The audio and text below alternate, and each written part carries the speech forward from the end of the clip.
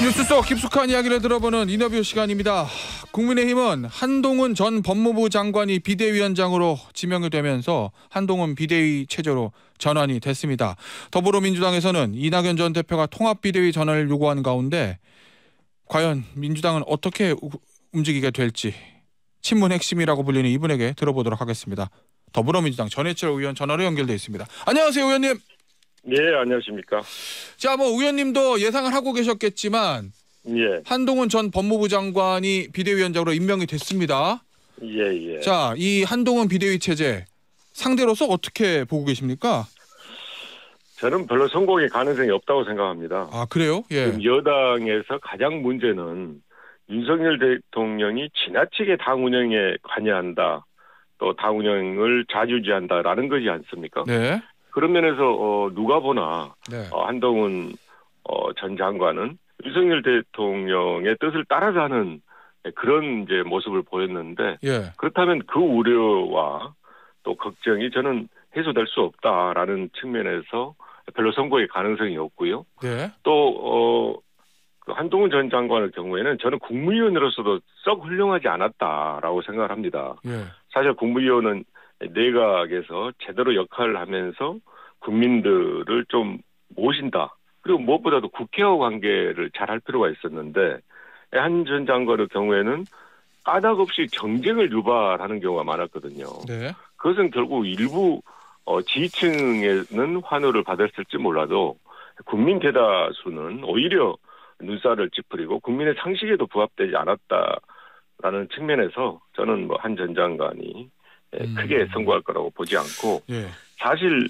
한 전 장관의 더 큰 문제는 그동안 윤석열 정부의 인사가 추천, 검증, 임명 모두가 검사 출신 또 검사가 하던 거였거든요. 그런 문제점들을 계속적으로 보여왔었는데 이제는 국회마저도 검찰 국회로 만드는 거 아니냐라는 면에서 저는 우려가 많다라고 생각합니다. 그 대통령도 검사 출신이고 여당 대표도 검사 출신인 거 이 부분에 가지고 이제 민주당은 검찰 공화국이다 이렇게 검찰 프레임을 조금 작동을 하려는 것 같은데 어제 이제 민주당의 박용진 의원 출연해서 인터뷰했거든요. 예. 근데 박용진 의원은 그런 얘기를 하더라고요.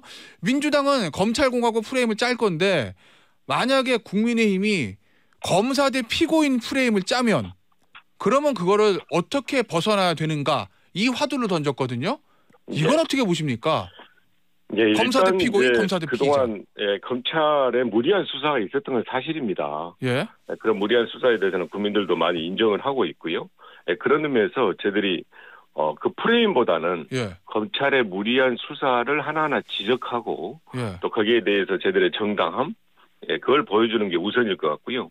그리고 나서는 당이 그런 프레임에 끼지 않도록 그러니까 필요한 총선에서 역할을 잘해야 된다고 생각을 합니다. 그런데, 그런 의미에서 예를 들면 지금 당이 해야 될 것은 개혁적인 모습, 예를 들어 선거제 개혁 같은 것이 굉장히 중요하거든요.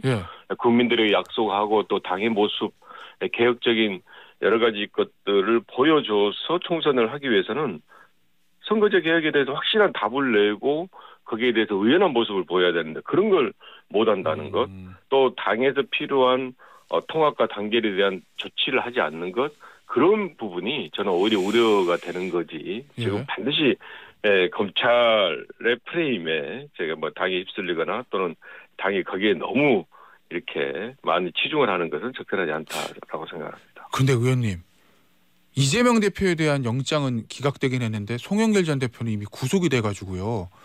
계속 검찰의 무리한 수사 때문에 민주당 전 대표가 구속됐다. 이 주장이 속으로 좀 있을까요? 일단 사실 송영길 전 대표에 대해서도 8개월 이상을 수사를 했거든요.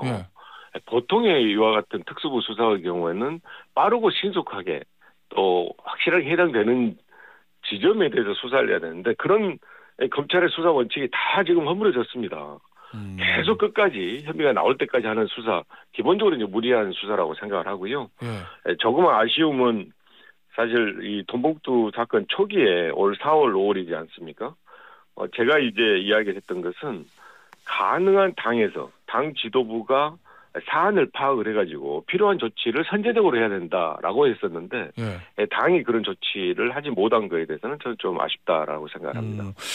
이재명 대표는 어찌됐든 간에 본인은 무죄를 주장하고 억울하다, 뭐 검찰의 탄압이다 이렇게 주장을 하지만 계속 이제 재판을 받아야 되는 거고요. 총선 전까지. 예. 그러면은 국민의힘에서는 저거 봐라. 민주당의 대표는 피고인 아니냐 이 얘기를 계속 할 건데 우리는 정의로운 검사다 뭐 그 얘기를 할 거고요. 그 프레임을 어떻게 벗어날 수 있을지 제가 이제 그게 궁금해서 계속 질문을 드리는 거거든요. 예, 말씀드린 바와 같이 사실은 그는 어제 오늘의 일은 아니지 않습니까? 새로운 리스크는 아니다. 예. 그렇습니다. 그리고 그 검찰의 무리한 수사에 대해서는 저는 어느 정도 국민들이 인정을 한다고 생각합니다. 그러니까 사실은 그렇게 먼지털이 수사 또 수십 번, 수백 번에 걸친 압수수색 등을 검찰이 계속해서 뭔가를 정당성을 얻으려고 하는 것은 옳지 않다라는 부분에 대해서는 저는 상당한 국민적 공감대가 있다라고 생각합니다. 알겠습니다. 김건희 여사에 대한 특검법이 이제 다음 주 본회의 통과를 앞두고 있는데 국민의힘 쪽에서는 이거 총선 후에 실시하는 새로운 특검을 하는 게 어떠냐 몇 가지 독소 조항 빼고 이 주장을 하거든요. 그 주장에 대해서는 어떻게 생각하십니까?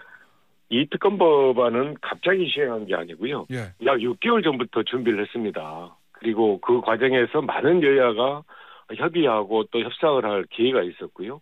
그걸 이제 와서 국회 본회의 통과하려고 하니까 다음에 하자라는 것은 기본적으로 맞지 않고요. 국민의힘에서 이야기했던 독소조항, 그러니까 언론에 브리핑을 할 수 있다든지 또는 특검을 교섭단체가 아닌 정당도 추천할 수 있게 한다든지 등에는 그동안의 특검 법안에서 사례가 다 있었던 것입니다. 그런 면에서 독소조항이라고 이야기하는 것도 맞지 않을 뿐만이 아니고 더 나아가서 그것을 이번에 처리하지 말고 이유로 하자라는 것은 저는 전혀 타당하지 않아서 민주당으로서는 받아들여서는 안 된다라고 생각합니다. 알겠습니다. 그리고 의원님, 분명히 지금 국민의힘에서는 보니까 언론 보도 나오는 거 보니까 뭐 70년대생, 뭐 40, 50대 전문가 위주로 바꾸겠다, 뭐 이런 보도가 나오잖아요. 뭐 비대위 아직 구성은 안 됐지만 총선 공천 과정에서도 그렇고. 그래서 아마 민주당은 너무 586 기존의 운동권 세력들이 아직도 장악하고 있는 거 아니냐 그 주장을 분명히 국민의힘에서 할 것 같은데 거기에 대한 대응책 같은 건 마련하고 계십니까? 일단 총선 승리를 위해서 누군가 모든 분들이 다 희생과 헌신을 해야 된다고 생각하지만 그것은 철저하게 개인의 판단과 결정에 따라야지 인류적으로 그런 기준을 설정하는 건 맞지 않고요. 제가 이제 거듭 말씀드린 바와 같이 지금 민주당으로서는 총선 승리를 위해서 단결과 통합을 어떻게 해야 되냐라는 것을 고민을 해야 되고 지금 민주당 안팎에서 많은 이야기가 나오지 않습니까? 그런 우려와 걱정이 있는데 그런 우려와 걱정을 잘 받아서 지도부가 끊임없이 노력하고 아주 실천적인 그런 대안을 제시하는 것 그런 게 지금 민주당에서는 필요한 일이다라고 생각합니다. 알겠습니다. 이 당내 얘기 좀 본격적으로 좀 질문을 드려볼게요, 의원님. 이낙연 전 대표가 어제 한 언론과 인터뷰에서 이 신당 창당을 멈출 조건으로 이 원칙과 상식 그룹이 주장했던 통합비대위 요거를 이제 조건으로 걸었거든요. 그 부분에 대해서 어떤 생각을 가지고 계세요? 지금 먼저 사실 통합비대위는 이제 지도부 사퇴를 전제로 하지 않습니까? 뭐 그렇겠죠. 그걸 이야기를 지금 하는 것은 이제 적절하지 않은데요.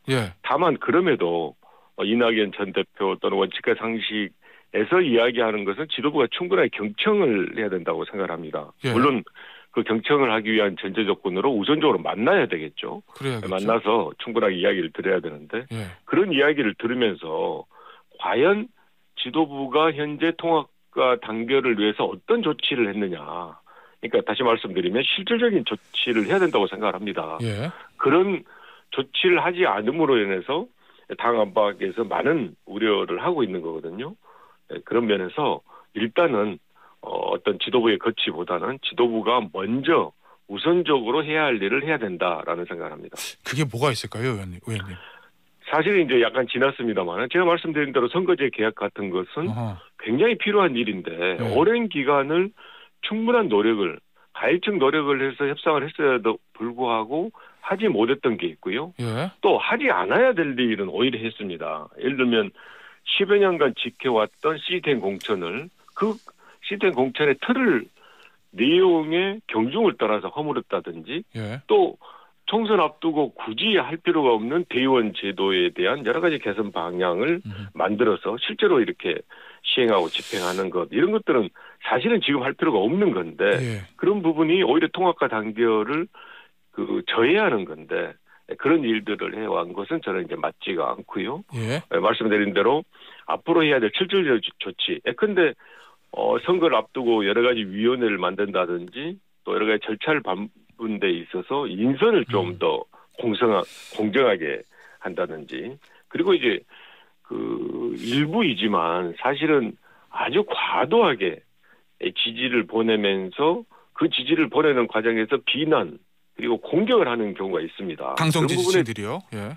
그런 부분에 대해서 좀 더 단호한 조치를 취해서 알겠습니다. 당이 그거는 공정하게 처리를 할 뿐만이 아니고 그런 부분에 대한 공격은 맞지 않다라는 모습을 보여야 되는 것 등을 저는 좀 더 적극적으로 일단은 해야 된다라고 생각합니다. 의원님, 앞서 말씀하실 때 지금은 통합비대위를 거론하는 것은 맞지 않다는 그 말씀을 해주셨는데 그 얘기는 어느 순간이 되면 총선에 임박해서 필요하게 되면 통합비대위를 생각해 볼 수도 있다.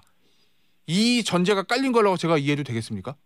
제가 요즘 이제 근래 지역에 있으니까 많은 분들을 뵙고 하는데요. 예.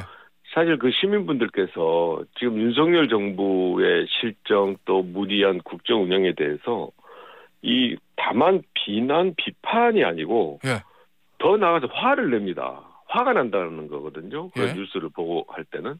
그러면 민주당으로서는 당연히 입법부의 폭주를 막기 위해서라도 총선 승리는 꼭 필요한 것이고 그 총선 승리를 위해서는 모든 걸 다 해야 되지 않겠습니까?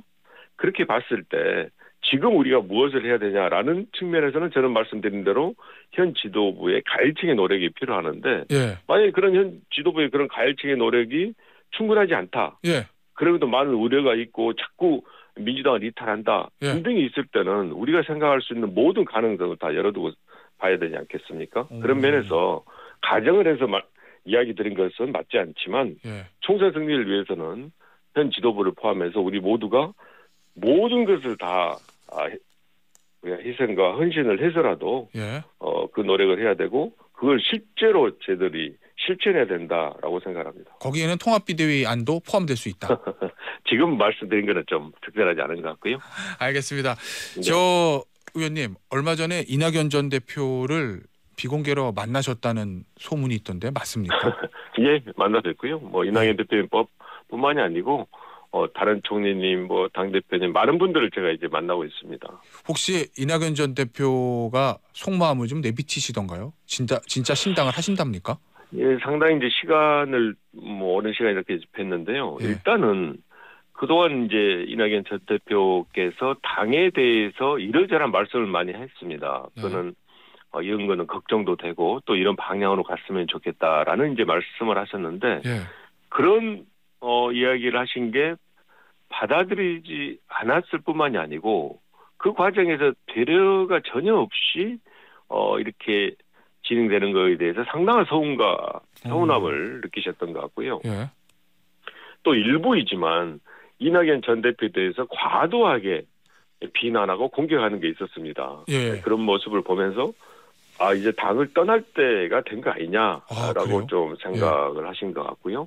그럼에도 저도 이제 말씀을 드렸습니다마는 지금 현재 저희들이 총선 승리를 위해서는 통합과 단결이 필요하니까 신당은 안 하셨으면 좋겠다. 그리고 신당 추진에 대해서는 적어도 좀 이렇게 자제하시고 좀 중지해줬으면 좋겠다라고 이제 간곡하게 말씀을 드렸는데 그럴 때는 뭘 하시던가요? 제가 자꾸 말씀드린 대로 그걸 이낙연 전 대표에게 저희들이 말씀드린 것 못지않게 당 지도부가 아무튼 노력을 해야 된다라고 생각을 합니다. 혹시 이낙연 전 대표의 속마음을 당 지도부에 전달하셨습니까? 이러저러한 기회 때 다 이야기를 했고요. 이게 제가 이제 지도부. 지금 아무튼 일관되게 말씀하신 말씀드리는 당 지도부의 노력. 그러니까 이제 상황을 봤을 때 현 상황이 그냥 이렇게 저렇게 해서 넘어갈 수 있는 거다. 이렇게 하면서 총선을 준비하면 되지 않을까 라는 판단을 해서는 안 되고 지금은 좀 더 상황 자체를 위중하게 보고 할 수 있는 노력을 다한다라는 모습을 보이기를 제가 이렇게 저렇게 말씀도 많이 드리고요. 예, 그렇더니 의원님 설득하고 있습니다. 마지막으로 그렇게 드렸더니 지도부의 반응은 어떻습니까? 전자입니까? 후자입니까? 알겠습니다. 이겁니까? 노력하겠습니다. 이겁니까? 예, 많은 노력을 앞으로 하리라고 기대하고 있습니다. 기대는 하신다. 전해철 의원께서는 기대는 하시는데 지도부의 반응은 그렇지 않다는 겁니까? 아니요. 뭐 일부 이제 수용하는 것도 있고, 예. 또 바로 이제 어떤 결과가 나타나지 않고 있는 것도 있지만, 예. 저는 뭐 민주당의 저력을 믿고 있고요. 예. 또 그 과정에서 많은 분들의 노력이 좋은 결과가 될 수 있을 거라고 현재는 기대를 하고 있습니다. 알겠습니다. 오늘 인터뷰는 여기서 마무리하도록 하겠습니다. 지금까지 더불어민주당의 전해철 의원이었습니다. 의원님 감사합니다. 예, 고맙습니다.